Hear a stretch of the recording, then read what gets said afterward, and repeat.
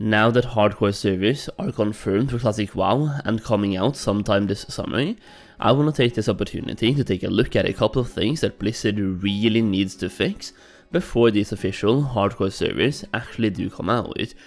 Hardcore servers could be such an incredible thing for Blizzard, for the game, and most of all the community, but it has a couple of underlying problems that could mess up everything unless it is being dealt with. So let's talk about it. Number 1, griefing. Official hardcore servers where death means ghost and you basically have only one life will make griefers more active than ever, and griefers get enjoyment out of making other people's life and gameplay miserable. So when there's an official one life server, griefers will do whatever they can to grief people. This means Blizzard needs to be very active in dealing with griefing, and they have to do one of two things, or maybe even both.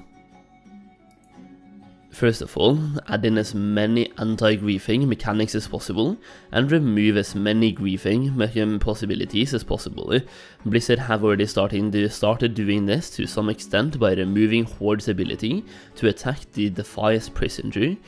prisoner during the Defias Messenger quest in Westfall, after that NPC was camped 24/7 by a single Horde player, so they've already started adding in some hotfixes regarding griefing, which makes me very hopeful. That being said, this is only one griefing method. Griefers are also continuously pulling Terramus and bringing him to Elven Forest, griefing low level players, but this could be fixed by making it so when you pull a mob out of a zone, the leash then resets, meaning you could no longer drag Terramus out of blasted lands. Another popular griefing method is having a low level alt stealthed at a flight master with PvP flag, so if you click a bit too fast, you right click the enemy player instead of the guards, and the guards will kill you. This grief is especially popular in Booty Bay during the Sulgurub World of Times, and one more way is to use a mind control cap on a target that is about to be attacked by an enemy player,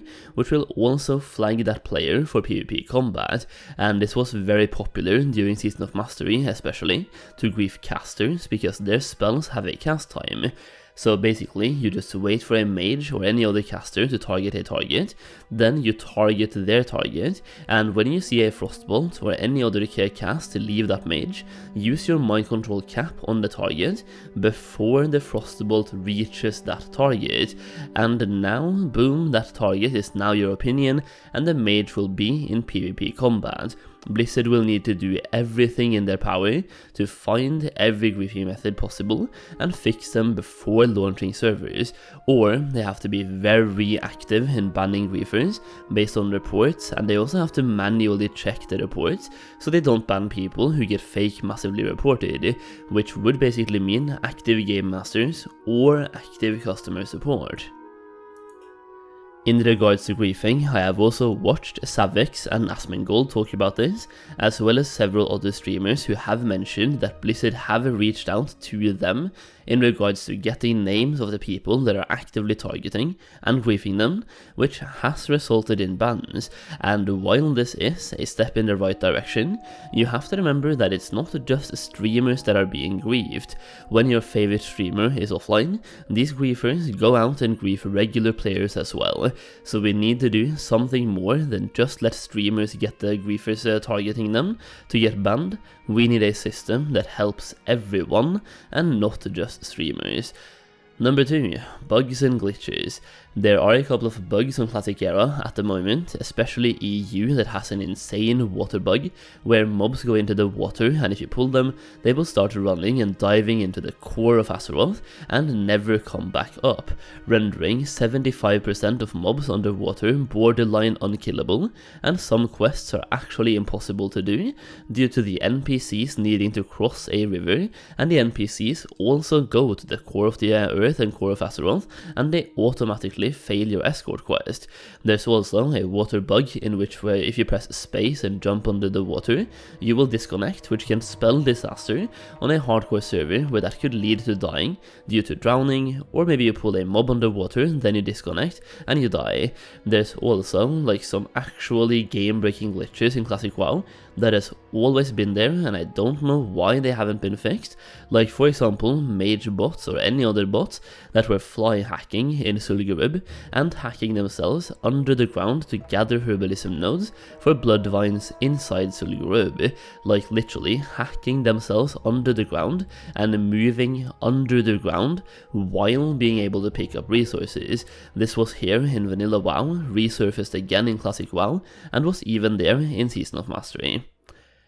Number 3, mage boosting and level boosting. This one is a little bit different because it's a player-made problem that only arises due to supply and demand, like mage boosting and player boosting is only available because there are people who want to boost and there are people who want to be boosted. That being said, because level boosting goes so fast, it becomes an enforced meta to the point where you almost feel forced to do it due to like leveling efficiently, and personally, I don't want to see mage boosting or level boosting at all on hardcore servers. I chose to talk about this one last because once again, it is in fact a player-made problem, but also because Blizzard already has the resources to fix this problem if necessary. So it's literally like the lowest priority for them to work on, considering they added some changes in Season of Mastery, which effectively killed all sorts of boosting.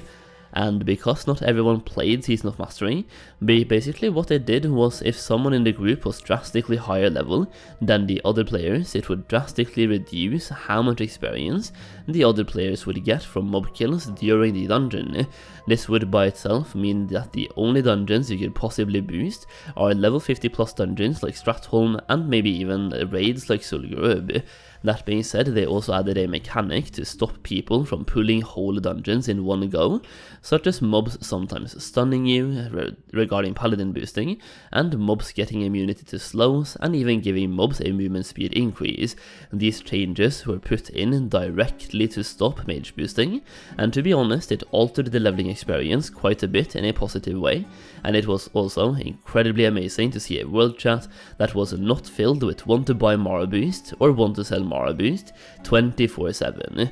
All of this being said, I am sure Blizzard has a plan with the hardcore servers already. They are probably working on many of these things internally already, but I also think it is important for us to raise our voice on what we want to see, because the fact that hardcore servers are even happening at all are a direct result of Blizzard listening to the community, so make sure you leave your thoughts in the comments down below.